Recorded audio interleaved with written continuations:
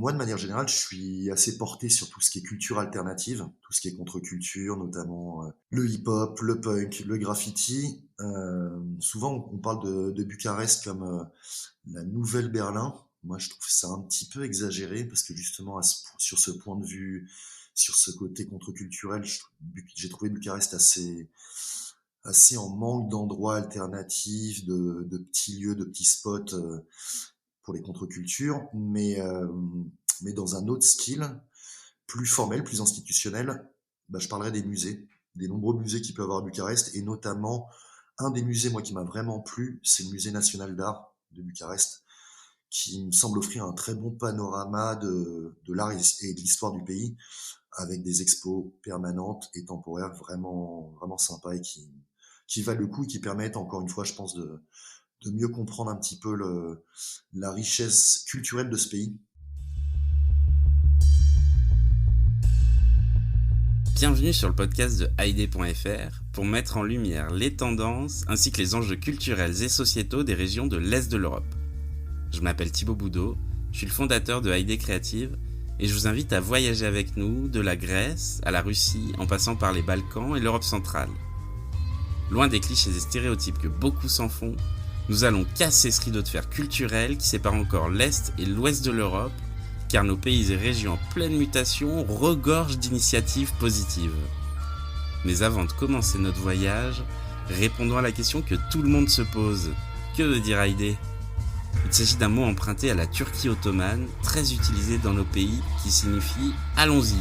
Alors attachez votre ceinture et embarquez avec nous, destination l'Europe de l'Est.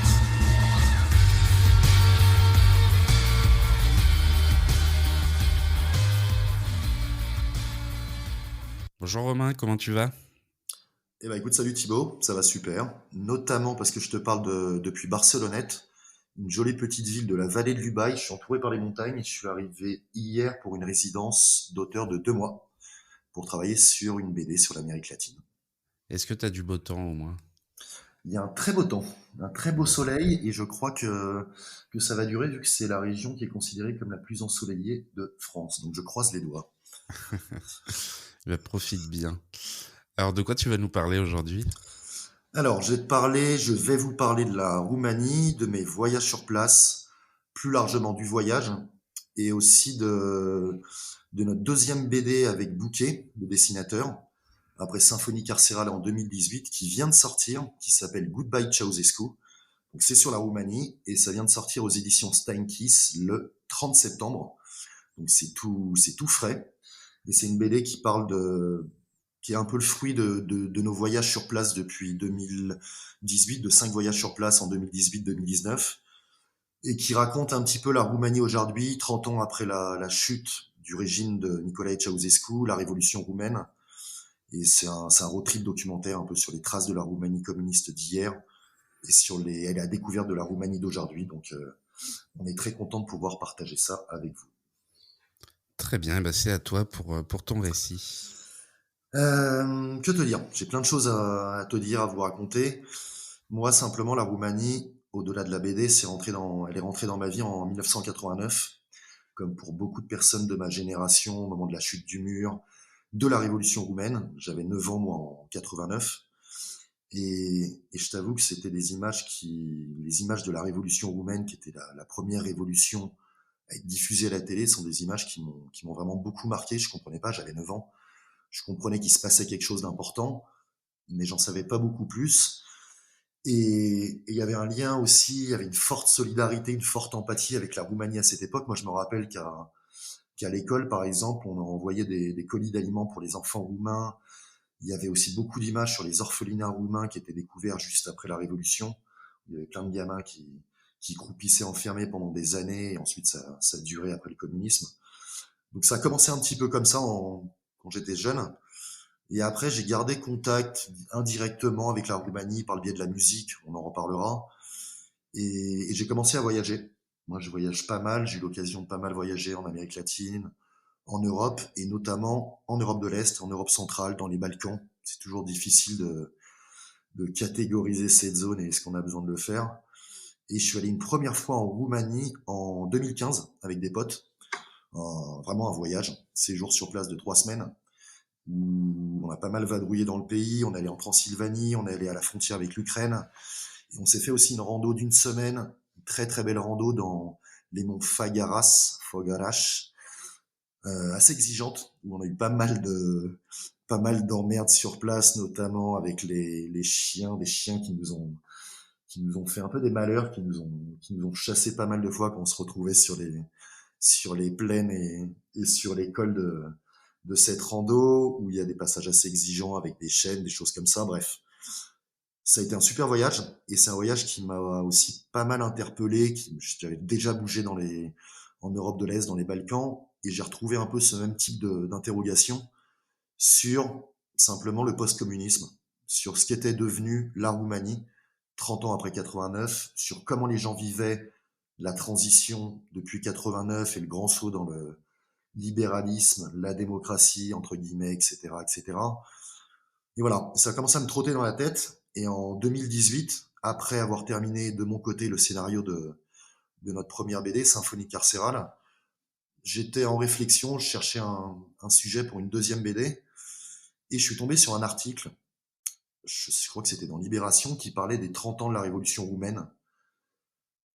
Et par rapport à tout mon questionnement, par rapport à mon intérêt pour le post-communisme, je me suis dit que ça pouvait être intéressant justement d'aller en Roumanie, de plonger un peu plus dans ce pays et d'interroger les gens sur leur vie aujourd'hui, sur leur vie d'hier, et essayer de confronter ces points de vue pour le partager avec nos amis en France. Et d'autant plus, comme tu sais, que la Roumanie est un pays, alors, méconnu, mal connu, avec beaucoup de clichés, avec toute une légende noire, on en reparlera, très mal vu en France généralement, pour plein de raisons. Donc tout ça, voilà, ça m'a donné envie de m'y intéresser. C'est ce qu'on a fait en réalisant cette deuxième BD. Et pour la petite blague, vu que je m'appelle Romain, que mes potes me surnomment Romano, tu te doutes bien qu'il y avait un sujet qui me semblait assez évident de s'intéresser à la Roumanie. Ce qui fait qu'avec Julien, avec Bouquet, on y est allé 4 fois, 5 fois entre 2018 et 2019 pour ce projet BD. Ce qui fait qu'on a beaucoup voyagé sur place, on a découvert le pays de manière plus intense, pour mieux le comprendre. On s'est beaucoup documenté avant d'y aller, sur place, en faisant des photos, des dessins, en rencontrant des gens, en menant des interviews, en faisant aussi des ateliers BD à Cluj et à Bucarest avec l'Institut français, puisque moi j'ai bénéficié d'une résidence d'un mois de l'Institut français, une résidence pour les auteurs qui s'appelle le programme Stendhal. Donc j'en profite pour remercier l'Institut français qui m'a accordé cette résidence, qui a vraiment été très enrichissante pour moi, et ce qui fait que j'ai aussi pu retourner en Transylvanie, découvrir la mer Noire, le delta du Danube, retourner à Bucarest, découvrir le Banat et Timișoara, la Moldavie, la Bucovine, bref, pas tout le pays, parce que la Roumanie est un grand pays, mais en tout cas connaître un petit peu mieux ce chouette pays, et d'aller à la rencontre donc de plein de personnes, des Roumains lambda, mais aussi d'acteurs de la révolution roumaine de 89, de dissidents de l'époque, d'acteurs de la société civile roumaine d'aujourd'hui, qui se réveillent, on en reparlera aussi, de membres de la communauté rome, de journalistes, d'artistes, de Français expatriés, etc., etc. Que te dire, que vous dire sur le pays? euh, Quelques petits points auxquels j'ai pensé, déjà c'est un chouette pays, c'est vraiment un très très joli pays qui mérite d'être visité, qui mérite d'être plus connu, avec la mer, les montagnes. Je parlais des monts Fagaras, mais il y a plein d'autres massifs montagneux pour ceux qui sont fans de montagne et de rando. Beaucoup de patrimoine, avec des châteaux, des monastères, un pays avec des traditions, donc vraiment chouette. C'est un pays que je trouve aussi extrêmement intéressant du fait de son particularisme, de ses particularités, puisque déjà c'est un îlot de latinité dans un monde slave, comme on dit souvent, avec cette langue roumaine qui est relativement proche de l'italien, parfois du français, et qui est intéressant puisque tous les pays autour sont des pays de langue slave. C'est un pays avec une construction nationale très alambiquée, très intéressante, mais très alambiquée, assez compliquée, avec la perte et le gain de différents territoires pour finalement figer un territoire jusqu'en 1918 et le traité de Trianon à peu près. C'est un pays qui est aux influences, au carrefour de beaucoup d'influences, d'un monde slave, d'un monde ottoman, des Balkans, avec un intérêt aussi et un regard vers l'Europe de l'Ouest. Donc c'est vraiment particulier. Je trouve ça très très très très riche. C'est un pays qui a vécu sous le communisme, mais avec un communisme un peu particulier, avec ce non-alignement de Ceausescu sur la ligne dure de Moscou, donc avec un communisme qui était très dur, mais qui était assez différent du régime russe de l'époque. C'est un pays qui est francophile, c'est un pays qui est francophone. Bref, il y a vraiment beaucoup, beaucoup, beaucoup de choses qui sont très particulières à la Roumanie et qui me semblent intéressantes. À mon sens, c'est un pays qui reste 30 ans après relativement fragile, je dirais presque malade, qui a vécu assez difficilement cette transition, et on peut le comprendre, puisqu'ils sont passés d'un régime communiste très dur à un capitalisme, à un néolibéralisme très très dur, avec des phénomènes qu'on peut connaître en France, mais qui sont peut-être plus forts en Roumanie. C'est difficile de juger, notamment une corruption des élites, une situation politique assez fragile, c'est notamment le cas à l'heure où je te parle, et aussi l'émigration massive de sa population, puisque la Roumanie est aujourd'hui le deuxième pays avec la plus forte émigration après la Syrie. Donc ça explique aussi pas mal de choses, avec près de 5 millions, 6 millions de personnes qui sont au dehors du pays et qui vivent à l'année au dehors du pays. Voilà, c'est un pays qui m'a aussi pas mal interpellé, où ça m'a souvent surpris de me rendre compte que les gens avaient parfois honte d'eux-mêmes, étaient assez énervés de l'image qu'on pouvait en avoir en France ou à l'étranger de manière générale. Ils ont raison. Car comme je te disais en intro, il y a beaucoup de clichés sur les Roumains, sur la Roumanie. Mais c'est aussi un pays avec plein de points positifs, plein de choses qui m'ont vraiment plu, qui nous ont plu sur place avec Bouquet, notamment la lucidité des gens sur leur situation, sur leur pays, cette envie de s'investir qu'ils peuvent avoir, de changer leur pays, de changer la mentalité des gens sur place, de changer le regard qu'on peut en avoir, qu'on peut porter sur la Roumanie, avec aussi parfois des espérances, mais aussi paradoxalement de l'espoir, un fort optimisme, et cette faculté que les Roumains ont de rire de leur malheur. Il y a une expression roumaine qui dit ça faci as de necaz, donc rire de ses malheurs. Et c'est quelque chose qu'on a souvent retrouvé sur place. Et aussi une jeunesse dynamique, entreprenante, multilingue, qui parle. Moi, je me suis retrouvé en Roumanie à parler espagnol, italien, anglais, français. Je parle pas roumain. On en reparlera, mais je me suis pas retrouvé à parler plein de langues romanes. Donc c'était chouette, et vraiment les Roumains sont très très amateurs de langue et du français notamment.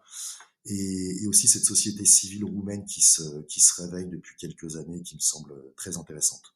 Donc voilà, un chouette pays avec ses contradictions, avec ses paradoxes, mais qui vaut vraiment la peine. Et une petite anecdote un peu qui va dans le sens de ce que je racontais tout de suite, et qui me semble aussi expliquer un peu notre démarche. Souvent sur place, on a rencontré des Roumains qui étaient très très étonnés qu'on s'intéresse à leur pays. Notamment, je me rappelle d'un jeune qui devait avoir une vingtaine d'années, sur lequel on est tombé dans une rue à Bucarest à la recherche d'un musée. Et on a commencé à discuter avec lui. Il nous a demandé un petit peu ce qu'on faisait sur place. On a dit que oui, oui, on était touristes, on était en voyage, mais qu'on faisait aussi une BD. Il nous a demandé sur quoi, et quand on lui a dit que c'était sur la Roumanie, sur son pays, il s'est mis à véritablement exploser de rire en se disant mais qu'est-ce que vous allez raconter sur la Roumanie? C'est un pays qui est inintéressant, il n'y a rien à en dire. Et voilà, et ça c'est quelque chose qu'on a retrouvé beaucoup de fois sur place, mais qu'on a aussi retrouvé en France avec nos amis, ou quand on leur a dit, avec nos familles, avec nos amis, ou quand on leur a dit on va travailler sur la Roumanie, on nous a dit la Roumanie, mais pourquoi? Qu'est-ce qu'il y a à raconter? Qu'est-ce qu'il y a d'intéressant sur place? Et je crois que cette double réaction des Français et des Roumains nous a vraiment confortés dans l'idée d'approfondir notre projet, d'y retourner et de terminer ce projet pour aujourd'hui le partager. Voilà, il y aurait plein d'autres choses à raconter. Je pense qu'on reviendra plus tard dessus, mais c'était un petit peu mes impressions générales, on va dire. Super, bah merci beaucoup Romain. Moi, j'ai bien reçu le livre de mon côté, donc on pourra en reparler, un peu après. J'ai quelques questions d'abord à te poser, mais en tout cas, j'ai beaucoup aimé, cette bande dessinée, ouais. Eh ben, merci beaucoup Thibaut, ça nous fait toujours très plaisir. Alors quels ont été tes 3 coups de cœur en Roumanie?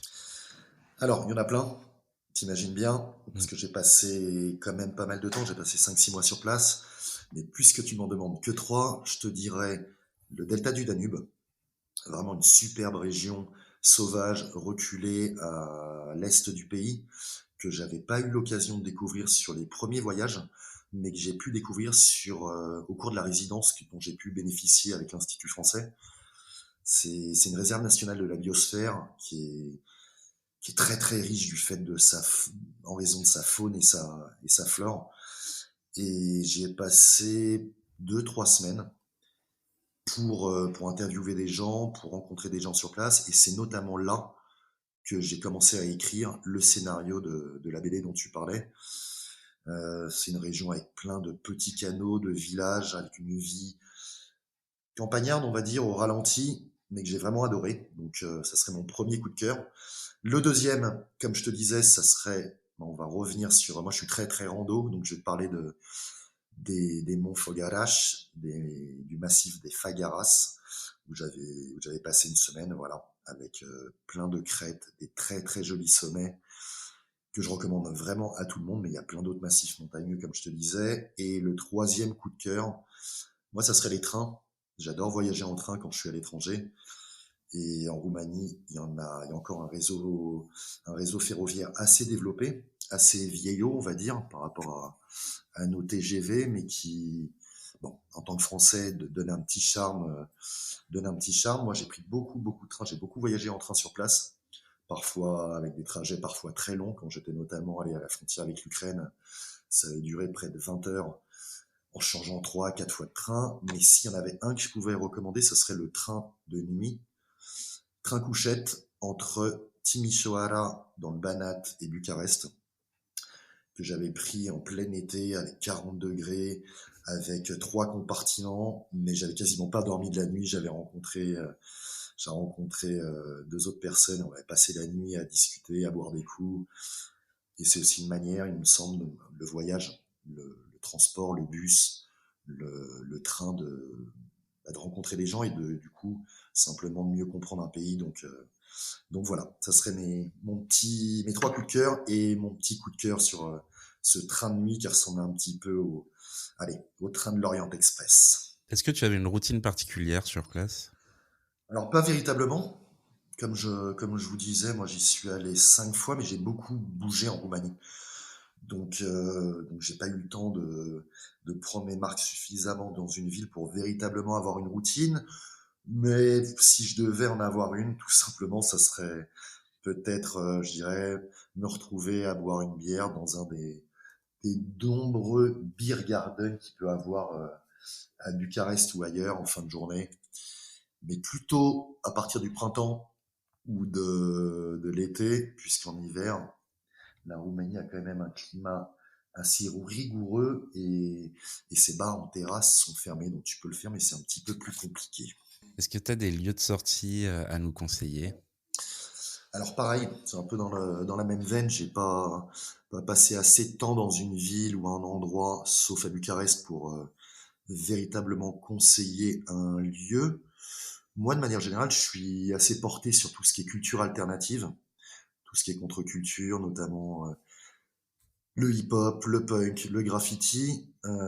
Souvent, on parle de Bucarest comme la nouvelle Berlin. Moi, je trouve ça un petit peu exagéré parce que justement, sur ce point de vue, sur ce côté contre-culturel, j'ai trouvé Bucarest assez en manque d'endroits alternatifs, de petits lieux, de petits spots pour les contre-cultures, mais dans un autre style, plus formel, plus institutionnel, bah, je parlerai des musées, des nombreux musées qu'il peut y Mmh. avoir à Bucarest, et notamment un des musées, moi, qui m'a vraiment plu, c'est le musée national d'art de Bucarest, qui me semble offrir un très bon panorama de l'art et de l'histoire du pays, avec des expos permanentes et temporaires vraiment, vraiment sympas et qui valent le coup et qui permettent, encore une fois, je pense, de mieux comprendre un petit peu la richesse culturelle de ce pays, dont on parle peu en France, mais qui s'est souvent distingué par de nombreux peintres, de nombreux écrivains, de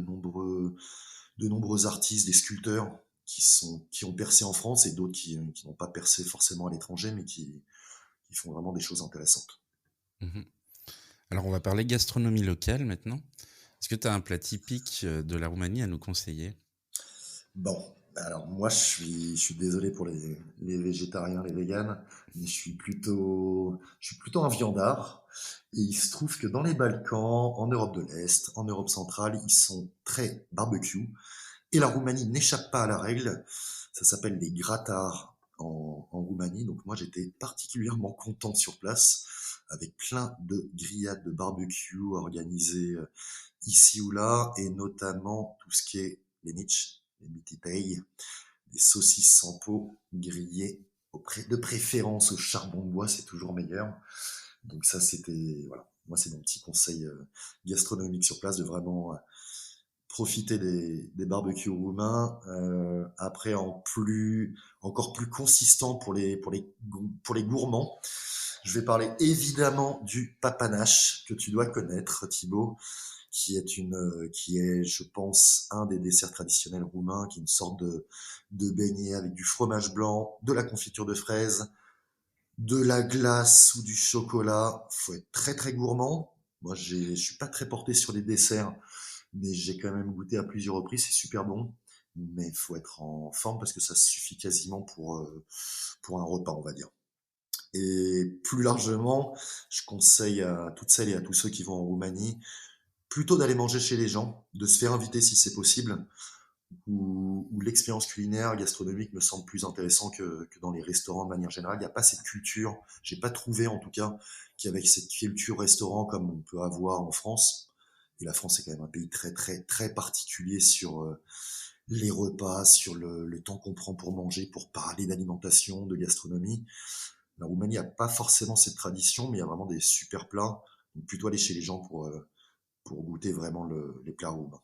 Ouais, alors tu sais, c'est notre quatrième podcast déjà qu'on fait sur la Roumanie et je crois qu'on m'avait déjà parlé J'ai du vu ça. papanache justement. Peut-être, peut-être.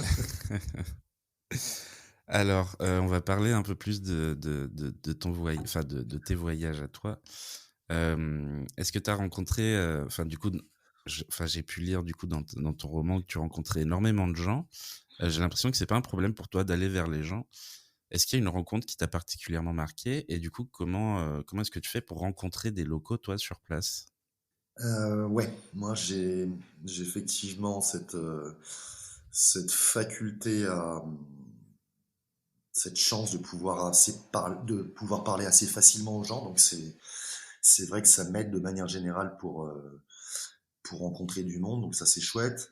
Sur la Roumanie, je t'avoue que j'ai trouvé souvent dans les guides touristiques, on parlait de l'accueil chaleureux, légendaire des Roumains.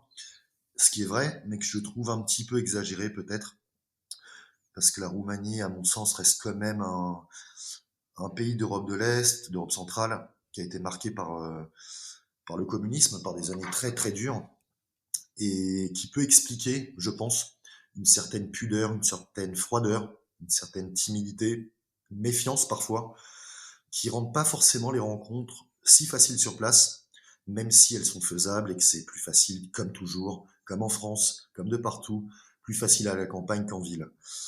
Je dis ça, après les Roumains sont quand même plutôt des gens accueillants, curieux de l'autre, qui ont envie de démontrer qu'ils sont pas comme on les définit à l'étranger. Donc ça c'est très très chouette et ça permet de faire beaucoup de rencontres. D'autant plus, comme je te disais tout à l'heure, que beaucoup de Roumains parlent français pour les plus anciennes générations, ou espagnol, italien, anglais, allemand. Donc quand tu as la chance de parler des langues étrangères, la communication est assez facile sur place et ça c'est chouette. Une rencontre, il y en a plein, t'imagines, effectivement, j'ai rencontré beaucoup de personnes au cours de tous ces voyages, je sais pas comment dire, séjours sur place, voyages professionnels, je sais pas. Mais je te parlerai d'une peut-être, une qui est dans la BD, je sais pas si tu te rappelles, mais C'est un, c'est un Roumain qui s'appelle Émile et que j'ai rencontré au départ pour le delta du Danube justement. Et il m'a abordé comme ça sur le quai du port de Tulcea.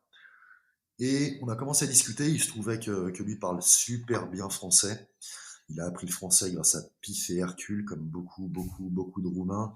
Donc c'est l'ancienne génération qui était la seule revue à être autorisée, française étrangère, à être autorisée en Roumanie à l'époque du communisme, parce que l'éditeur, l'imprimeur était à Craiova, dans le sud de la Roumanie. Donc ça a permis à toute une jeunesse de s'ouvrir sur le monde.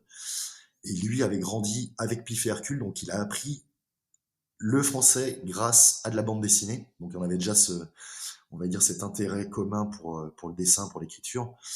Et c'est une rencontre qui m'a marqué parce que Émile était, c'était il y a 2-3 ans, flic, policier à la police des frontières, puisque la Roumanie est aussi une porte d'entrée de l'Europe.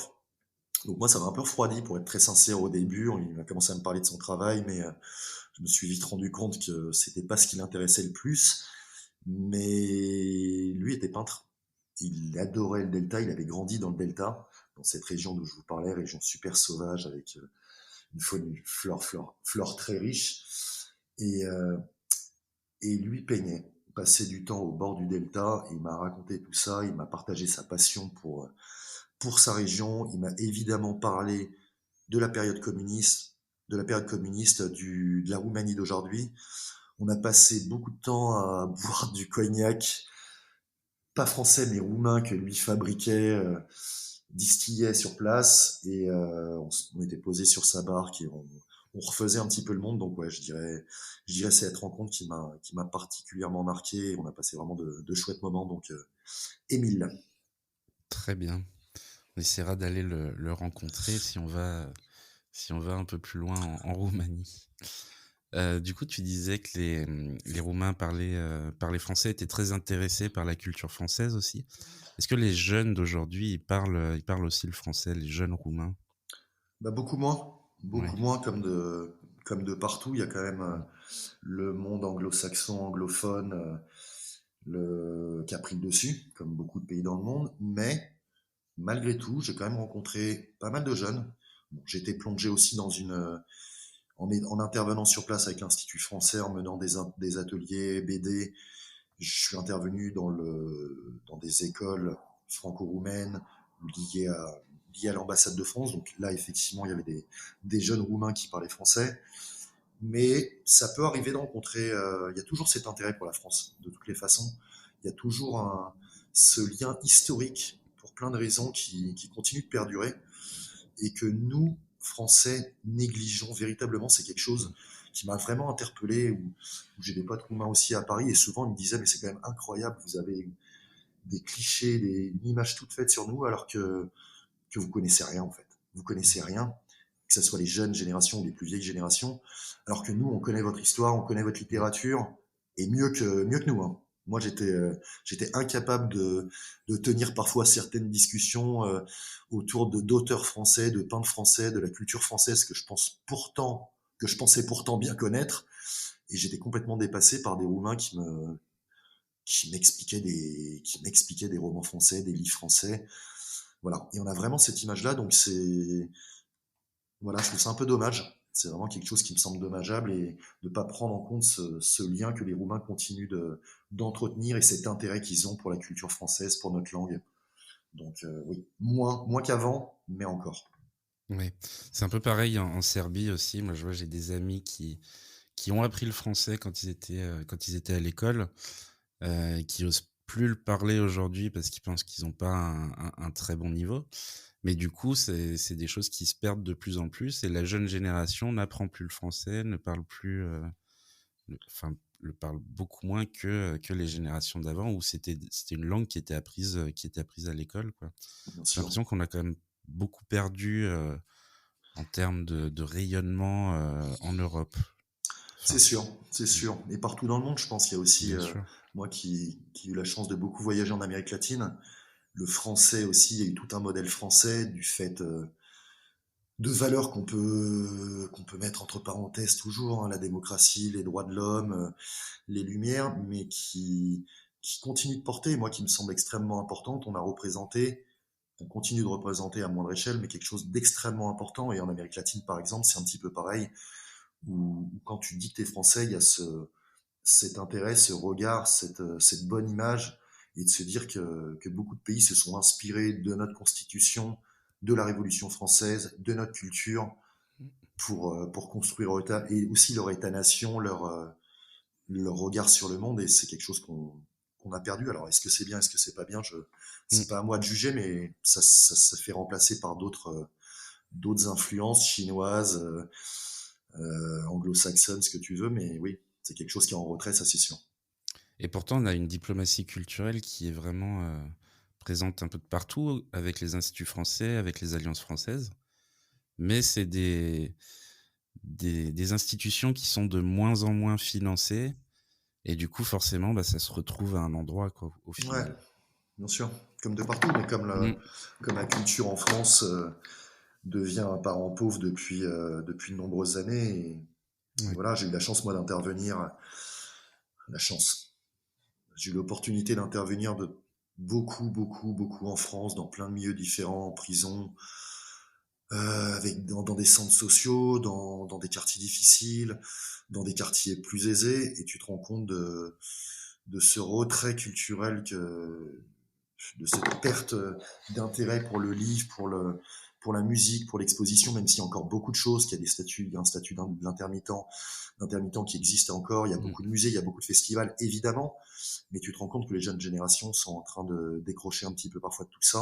Donc c'est pas qu'à l'étranger, je crois, c'est aussi en France. Et moi, à ma petite façon, avec le livre, j'essaye de créer ces rencontres, d'intéresser les gens au livre, à la lecture, à la Roumanie, à d'autres choses pour leur dire, voilà, c'est juste une introduction, par exemple, notre BD à la Roumanie. Mais après, il y a plein d'autres choses qui existent. Il y a d'autres auteurs, il y a des documentaires, on en reparlera. Il y a de la musique roumaine, il y a plein de choses à aller gratter en Roumanie ou ailleurs dans le monde qui te permettent d'avoir des armes pour comprendre le monde. Et c'est ça qui me semble le plus intéressant. Mm. Ouais, puis ça, on le voit à travers les différentes interviews que j'ai pu faire, les différents podcasts, les différentes personnes que je rencontre.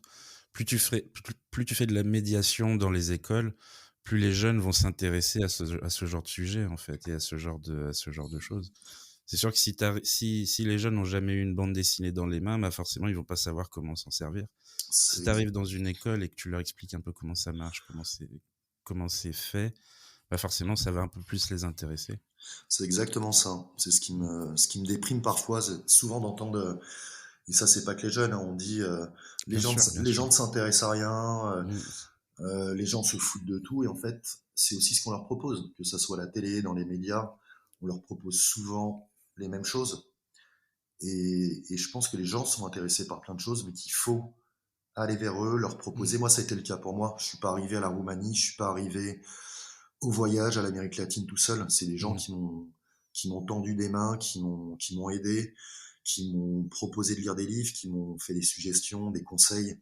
Et je crois que ça marche comme ça. Donc, j'ai envie modestement de servir aussi à ça de pont, et d'essayer de transmettre ce que j'ai pu apprendre, et de le dire aux gens aussi, aux jeunes, aux autres. Allez aussi vers ça. Il y a Mhm. plein de choses d'intéressantes. Peut-être pas la Roumanie, peut-être pas l'Amérique latine, peut-être pas, mais plein de choses à aller voir ailleurs qui peuvent vous intéresser, que ce soit sur tous les domaines qui vous intéressent.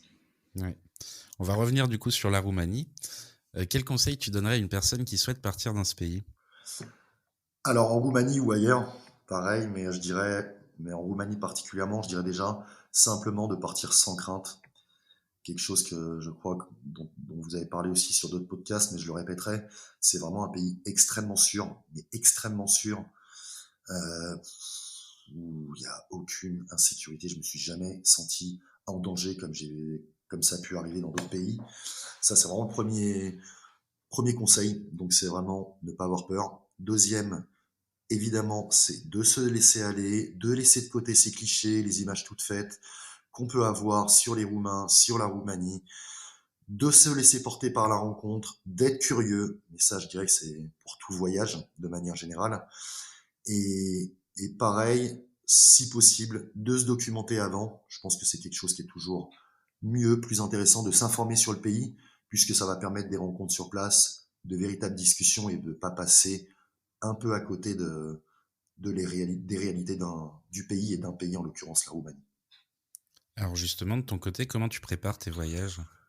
Et ben comme ça, en me documentant notamment, moi c'est quelque chose que j'aime beaucoup faire. On a la chance d'avoir Internet aujourd'hui, qui peut être considéré parfois comme un outil peu, peu utile, mais moi en tout cas j'essaye de l'utiliser. J'essaye, hein, parce que je m'y perds aussi, mais j'essaye d'aller chercher des choses sur Internet, de lire des choses sur le pays dans lequel je vais voyager, mais de complémenter tout ça de lecture, de livres, d'essais, de témoignages, de romans, de regarder des documentaires, pas que sur Netflix, d'écouter de la musique, de chercher aussi des lieux alternatifs, comme je te disais, où moi je suis pas mal porté sur tout ce qui est contre-culture, donc je passe du temps sur des forums de voyage, sur des forums de contre-culture, à chercher un peu s'il y a des lieux, des endroits un petit peu underground, à aller chercher quand j'arrive dans une ville. J'aime bien savoir où je vais. Et comme je te disais, ça aide aussi à avoir des discussions, je pense, sur place, de rencontrer des gens et de revenir d'un voyage plus riche, personnellement, d'avoir gagné en apprentissage, en savoir, d'avoir un peu l'impression de mieux comprendre le pays. Ça m'arrive aussi de prendre contact avec des gens. Évidemment, là, c'était le cas pour la BD. Donc, j'ai pris contact avant, comme un travail de journaliste, entre guillemets, mais de faire une prise de contact, de chercher sur Internet des personnes qui étaient susceptibles d'être intéressantes pour notre projet, et d'envoyer des mails, de prendre contact, de donner des rendez-vous, de récupérer des téléphones portables pour ensuite que les rencontres soient un peu plus faciles sur place. Et plus généralement sur le voyage, j'essaye, on va dire, d'organiser un peu, d'avoir des idées de ce qui m'intéresse sur place, mais en gros, ça va être prendre une nuit d'hôtel, la première, la dernière, pour faciliter l'arrivée et le départ, mais après je me laisse porter par les rencontres et par ce que j'ai envie d'aller voir, et après je me laisse porter aussi par tous les, tout ce qui peut arriver en cours de voyage, bien évidemment. Et qu'est-ce qu'on peut retrouver dans ton sac à dos? Oh, trop de choses, trop de choses. J'essaye depuis des années de le vider, d'arriver à quelque chose de très léger, mais c'est jamais le cas parce que j'embarque beaucoup trop de choses en me disant que ça peut être utile. Mais de manière générale, ce qui est sûr, c'est que je vais toujours avoir avec moi dans mon sac une tente, des chaussures de marche, une doudoune, des affaires de rando, puisque comme je te disais, moi je suis vraiment fan de ça. Donc dès que je voyage dans un pays, s'il y a des montagnes, s'il y a des collines, je vais essayer de me faire quelques jours, une semaine ou plus de rando pour aller me perdre un peu dans ces massifs montagneux qui, moi, me fascinent. Je vais souvent avoir des cartes, du coup, que je vais aller imprimer sur Internet ou je vais acheter au vieux campeur ou ailleurs, histoire d'avoir un peu une idée de la géographie. C'est quelque chose qui me passionne depuis tout petit, les cartes, de regarder un petit peu. Toujours appris à voyager avec ça, en regardant des cartes, à me projeter, voilà, à me dire, tiens, qu'est-ce que c'est que cette ville, qu'est-ce que c'est que ce massif montagneux. Donc, et ensuite d'aller gratter des informations sur Internet. Je vais souvent avoir un carnet avec moi, un petit carnet pour prendre des notes, même quand je voyage pas pour faire de la BD, mais toujours avoir un petit carnet, un petit bloc. Et, et là, tu vas rigoler, c'est toujours des bonbons dans mon sac. Moi, je suis pas très dessert, mais je dis toujours que je suis pas très porté sur le sucré, et en fait, c'est complètement faux. Je suis fan de glace et j'ai toujours des bonbons avec moi. Des petits bonbons Haribo, là je fais de la pub, c'est pas bien. Mais je sais pas, c'est pour un petit coup de mou, si, voilà, en rando ou ailleurs, quand j'ai besoin une petite aide, une petite aide pour le moral, bah j'ai ces bonbons qui me remontent le moral. Et du coup, est-ce que tu documentes tes voyages? Est-ce qu'on peut te retrouver sur les réseaux sociaux?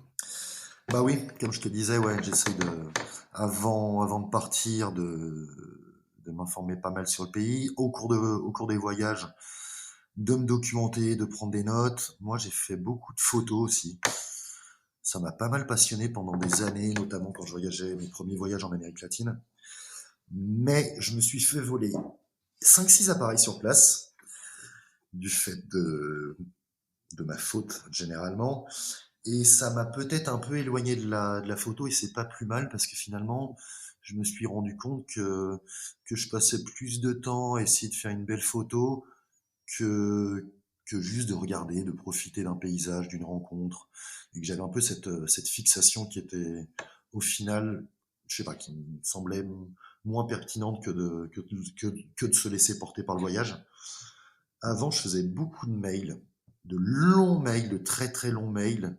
Et là, si mes potes m'écoutent, je pense qu'ils s'en rappelleront et ils se plaindront de moi parce que c'était des 20 pages de Word que je faisais pour raconter mes voyages quand j'étais plus jeune, mais qui me servaient pour raconter mes voyages à mes potes, à mes parents, etc.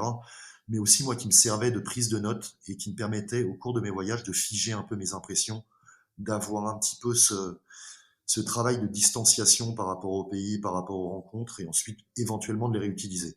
À l'époque, j'étais pas dans la bande dessinée, je voyageais juste pour moi, pour m'enrichir, donc j'en faisais pas grand-chose.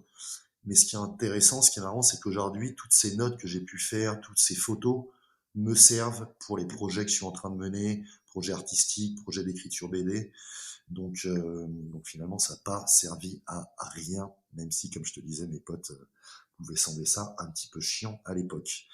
Les réseaux sociaux, ouais, j'essaye d'être présent, puisque j'ai quand même besoin, entre guillemets, de visibilité, vu le nombre de BD qui sortent à l'année en France, qui est tant mieux, hein, mais c'est assez considérable, donc j'ai besoin d'être présent. Donc j'ai un Facebook qui me sert de Facebook, qui me sort un perso qui me sort de Facebook Pro. Vous pouvez me trouver, c'est Romain Duterre, D-U-T-E-R. On a un Facebook plus pro, une page sur nos deux projets, Symphonie Carcérale et Goodbye Ceausescu avec Bouquet, avec le dessinateur, qui s'appelle Duterre Bouquet, tout simplement, où on essaye de nous raconter un petit peu nos voyages. Là, j'ai pas encore posté grand-chose sur notre deuxième BD, mais on essaye de l'alimenter en parlant bien sûr de notre bouquin, mais aussi de nos voyages et en partageant, je sais pas, des découvertes musicales, des photos de nos voyages, des articles sur la Roumanie, sur la prison, puisque la première BD est sur la prison, pour pousser un petit peu, pour donner envie aux gens en tout cas d'aller plus loin et pas juste de lire notre BD, et de faire aussi un lien avec tout ce qui a pu nous enrichir. Et récemment, je suis sur Instagram et j'essaye de mettre quelques publications histoire d'avoir un peu plus de visibilité, notamment pour les plus jeunes qui sont plus du tout, comme tu sais, sur Facebook. Du coup, on mettra ces liens dans la description du podcast. Est-ce qu'il y a une série, un film, une vidéo ou un livre qui t'a donné envie de voyager? Oh, plein, plein, plein, plein. Pareil, il y en a beaucoup, beaucoup. Rapidement, je te dirais les cités d'or, les mystérieuses cités d'or, qui m'ont donné envie de partir en Amérique latine, de prendre mon sac à dos, de voyager quand j'étais tout petit. Ça a été un peu une obsession à partir de mes 5, 6 ans, 10 ans, de dire un jour à mes parents, je partirai en Amérique latine. Ça a bercé toute une génération, pas que moi, hein. Je crois que c'est quelque chose qui a été fort pour plein de gens de mon âge. Pareil, exactement pareil, les aventures de Tintin. Moi, j'ai eu la chance, comme on disait, d'avoir des parents qui m'ont lu des livres, des bandes dessinées notamment, et ensuite, je me suis mis à les lire moi-même. Mais mon père, notamment, m'en a lu, me les a toutes lues, toutes les aventures de Tintin. Donc, je crois que ça m'a vraiment donné goût au voyage. Et plus récemment, un film, des documentaires, des films. Je te parlerai de Into the Wild, évidemment, de Sean Penn, par exemple, de Prendre le sac, de se perdre un petit peu, même si ça se termine pas terrible pour notre ami dans le film. Beaucoup de documentaires. Moi, je suis très porté sur le documentaire, donc ça, c'est quelque chose, souvent une belle entrée au voyage et à la compréhension d'un pays. Et pour la Roumanie, ce qui nous intéresse un peu plus aujourd'hui, moi, c'était aussi une entrée avec beaucoup de musique, où j'écoute beaucoup de musique et je suis assez fan des sons des Balkans, des fanfares, dites balkaniques, tziganes. C'est toujours difficile de catégoriser tout ça. Je peux te parler des tarafs de Haïdoux, de la fanfare à Tchokarlia par exemple, et plein d'autres. Et des livres aussi, notamment par exemple celui de Lola Lafont, la petite communiste qui ne souriait jamais, sur Nadia Comaneci, et Montréal en 1976. Voilà, c'est différentes choses, mais tout ça, ce gloubi-boulga d'influence, je pense, m'ont donné envie et me donne envie en permanence de bouger, de découvrir de nouvelles contrées, comme on dit. Alors si je te dis le mot Haïdé, ça te fait penser à quoi? Alors, ça me fait penser à pas grand-chose, pour être sincère, mais ça me fait penser à un autre mot qui a un peu la même sonorité, mais qui n'a rien à voir, je crois. C'est le mot haïdouk. Peut-être que tu vas me dire que si, mais ça me fait penser à un club croate, déjà, un club de Mm. foot. Je suis aussi très très foot. Et un club qui s'appelle Hajduk Split, de la ville de Split sur la côte croate, qui est un grand club de foot dans les années 80-90, qui est un peu retombé là dans l'oubli depuis ces dernières années. Mais il y a aussi le Steaua Bucurest, qui était aussi un énorme club, qui était le premier club de l'Est champion d'Europe, en terrassant le grand Barça. Ça a été vraiment quelque chose de très très important en Roumanie en 86. Donc le mot Hajduk, pour revenir à ça, ça a aucun lien avec HD, Haïdé, mais c'est aussi un mot qui est assez présent, je crois, dans les Balkans plus largement que la Roumanie, et qui représente un petit peu l'image du bandit, du hors-la-loi, du brigand de grand chemin, du outlaw d'Europe, du sud-est, des Balkans, à l'époque, sous domination ottomane. Donc voilà, je te dirais ce mot-là, même si ce n'est pas le même. Du coup, tu fais partie des passionnés de l'Europe de l'Est. Comment elle t'est venue cette passion? Elle est venue par le voyage, je dirais. Comme je te dis, j'ai eu la chance de pas mal voyager. Et forcément, l'Europe de l'Est, les Balkans, les États baltes m'ont pas mal m'ont intrigué et m'ont donné envie d'y partir. Mais pour avoir une réponse un peu plus claire, je dirais que ça a peut-être plusieurs origines. C'est toujours difficile de vraiment avoir une idée précise là-dessus, mais je te parlerai des origines polonaises de ma mère. Je te parlerai de ces premiers voyages que j'ai faits en Europe de l'Est, en Europe centrale, en Albanie, en ex-Yougoslavie, en Bulgarie, en Pologne, en République tchèque, en Slovaquie, qui m'ont forcément donné envie d'y retourner une fois, deux fois, trois fois, d'autres fois. Je te parlerai de ma passion, mon intérêt pour l'histoire, qui est quelque chose qui a toujours été un peu un point central dans mes passions, notamment l'histoire du XXe siècle et la deuxième moitié du XXe siècle, la guerre froide, le post-communisme, les dictatures, les deux blocs, etc. Et enfin, ma rencontre, mon amitié avec des Roumains à Paris et mon goût pour la musique, comme je te parlais juste avant. Et je pense que tout ça a fait que je me suis intéressé pour l'Europe de l'Est, pour l'Europe centrale, comme on l'a défini, et m'a amené à y aller quelques fois. Très bien. On va revenir du coup sur Goodbye Ceausescu. Du coup, ouais, j'ai reçu cette BD il y a quelques jours. Je l'ai lu vraiment d'une traite, en quelques heures.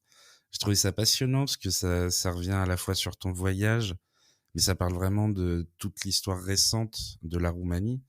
Et comme tu dis, c'est des choses qu'on connaît pas beaucoup, même pas du tout. Enfin, moi, je suis un peu plus jeune que toi, j'ai entendu parler de la mort de Ceausescu, comment ça s'est passé, etc. J'ai lu quelques petites choses là-dessus, mais j'ai pas appris ça à l'école. C'est vraiment par mes parents que j'ai pu apprendre ce genre de choses. Du coup, est-ce que tu peux nous parler un peu de cette BD, d'où vient le projet, etc. Et qu'est-ce qu'on peut retrouver dedans? Ouais, bah simplement, comme je te disais, moi, c'est vraiment. Déjà, merci. Merci pour tes gentils compliments et cool si ça a pu t'intéresser et t'ouvrir un petit peu à ce pays, à cette partie de l'histoire de la Roumanie, même si tu la connais déjà. C'est un petit peu le but, hein, comme je disais, d'amener les gens à comprendre un peu mieux ce pays, sa période communiste et la Roumanie d'aujourd'hui, de montrer aussi autre chose. Et, et qu'est-ce qu'on y trouve? On y trouve plein de rencontres, qui est fruit de nos voyages sur place avec des gens extrêmement différents. Comme je disais en introduction, j'ai eu la chance de bouger dans pas mal de coins de la Roumanie, ce qui fait que j'essaye d'apporter le témoignage, de porter la parole des Roumains sur leur pays, sur leur réalité aujourd'hui, sur l'évolution du pays, sur cette transition qu'ils ont vécue et qui a été très brutale, sur ce lien à la France, sur leur perception, la perception qu'on peut en avoir en France et en Europe de l'Ouest, mais aussi sur les choses positives qui s'y passent, sur le dynamisme du pays, tout ça. Et la découverte aussi d'un pays, de ces différentes régions, de la Transylvanie, superbe région avec plein de traditions, avec voilà tout un mélange culturel, avec une majorité hongroise, avec la minorité rome, avec des Roumains de souche, même si je déteste ce mot-là, mais tout un mélange qui est beaucoup plus riche, beaucoup plus complexe qu'on ne croit depuis la France. La Moldavie, la Bucovine avec des monastères, le delta du Danube et la mer Noire, dont je parlais aussi précédemment. Donc c'est voilà, c'est faire connaître à la fois un pays, donner envie d'y aller, je pense, et aussi donner aussi envie aux gens de porter un regard un peu différent sur ce pays et sur son histoire. Bah, c'est réussi. Et ouais, c'est ce qui marque beaucoup dans ce livre, c'est qu'il y a énormément de rencontres, en fait, c'est vraiment ça. Et du coup, ça peut vraiment donner envie d'aller voyager, d'aller rencontrer des gens. Parce que enfin, ça a l'air hyper simple, en fait, à travers ton bouquin, de pouvoir rencontrer des gens, de discuter un peu de leur culture, de discuter de ce qu'ils font, de ce qu'ils ont fait, de ce qui s'est passé dans leur pays aussi. Et moi, c'est ça que j'ai trouvé vraiment passionnant. Et puis, il y a du contenu, quoi. C'est pas une petite BD d'une cinquantaine de pages. Enfin, là, il y a vraiment beaucoup de contenu. Et puis, on voyage à travers ton voyage, justement.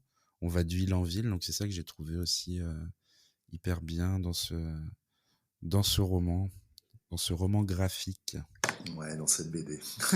Merci Thibaut. Du coup, je vais te lancer un défi avant de finir le podcast. Il faut m'apprendre quelques mots en roumain, si tu peux. Eh ben, je vais pas le faire. Je vais refuser le défi. Je vais utiliser mon joker parce que, comme je te disais, j'ai pris quelques bases, j'ai pris quelques cours de roumain sur place. J'avais quelques petites bases avant de partir, mais j'ai trop de respect pour les langues, pour la langue roumaine, pour vraiment me lancer dans quelque chose et faire croire que je la parle. Non, très simplement, juste, je peux te remercier par contre. Te remercier et remercier aussi tous les Roumains, vraiment, qui nous ont ouvert leurs portes. Parce que c'était sans eux, en fait, il n'y aurait pas cette BD. Remercier l'Institut français, les gens qui nous ont accueillis sur place, qui nous ont tendu une main pour réaliser ce projet. Parce que pareil, ça aurait été faisable, mais dans des conditions plus difficiles. Et quand tu es auteur de BD, si tu n'as pas ces opportunités-là, des résidences, la possibilité de mener des ateliers, de rencontrer aussi du monde, c'est plus complexe. Donc, moult soumesc, moult à toi et à toutes les personnes qui ont pu nous aider. Merci. C'est bien noté. Et allez acheter cette BD qui est vraiment hyper intéressante. Du coup, pour finir, est-ce que tu as une recommandation à nous faire ? Pareil, genre, je pourrais en faire, ça pourrait durer 2 heures, mais comme ça fait déjà près d'1 heure qu'on parle, je vais écourter. Je dirais, alors, si on parle de musique, je vous conseillerais un chanteur de hip-hop, un groupe de hip-hop roumain, qui est présent dans notre BD, qui s'appelle Macanake, avec un album qui s'appelle Comedia, qui est sorti sur le label Interzis Records en 2016. Super gars, très intéressant, des paroles chouettes, assez ironiques pour ceux qui peuvent comprendre le roumain, assez piquante un peu sur la Roumanie d'aujourd'hui avec des sujets plus légers, mais voilà, il y a un petit côté politique sans un discours militant, mais qui est très très chouette. Macanake, un livre, évidemment, je vous conseillerais notre bande dessinée. Non, ça faut pas le dire, mais je peux vous conseiller notre BD, mais plutôt un livre d'histoire d'un historien qui me semble être un peu la référence de l'histoire roumaine, qui s'appelle Lucian Boia, et qui a écrit un livre qui m'a vraiment beaucoup plu et beaucoup fait réfléchir, et que j'ai utilisé aussi pour mes références dans notre BD. Ça s'appelle La Roumanie, un pays à la frontière de l'Europe, et c'est sorti en français aux éditions Les Belles Lettres en 2003. Vraiment, c'est un super bouquin que je peux recommander à toutes celles et à tous ceux qui sont intéressés, passionnés par la Roumanie.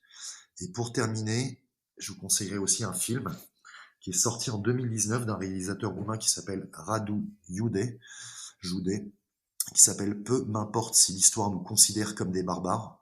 Je ne sais pas si tu l'as vu, Thibaut, c'est un film qui revient sur le massacre des Juifs d'Odessa, Crimée donc, en 1941 par l'armée roumaine. Et c'est un film qui est très très intelligent parce qu'il c'est comme une mise en abîme de l'histoire, de la grande histoire dans l'histoire, avec une jeune metteuse en scène qui essaye de retranscrire cet épisode douloureux par une reconstitution militaire dans le cadre d'un événement public sur place.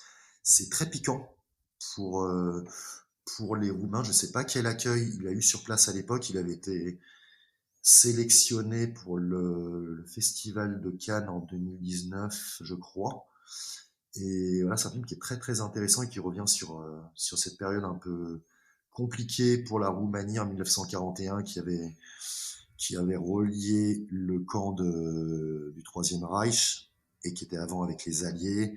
Bon, pour nous, c'était pas mieux à l'époque en France, tu me diras, hein, donc on n'a pas trop de jugement à porter sur cette période de l'histoire, mais voilà, c'est un film que je recommanderais et plein d'autres choses, mais ça serait trop long, mais en tout cas à partir de ça.